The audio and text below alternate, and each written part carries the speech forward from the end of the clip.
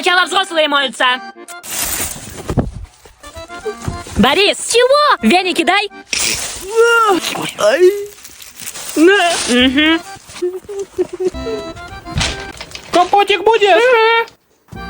Боренька. Спасибо. Банька просто супер. Борик, тогда я сейчас тоснусь. 5 минут.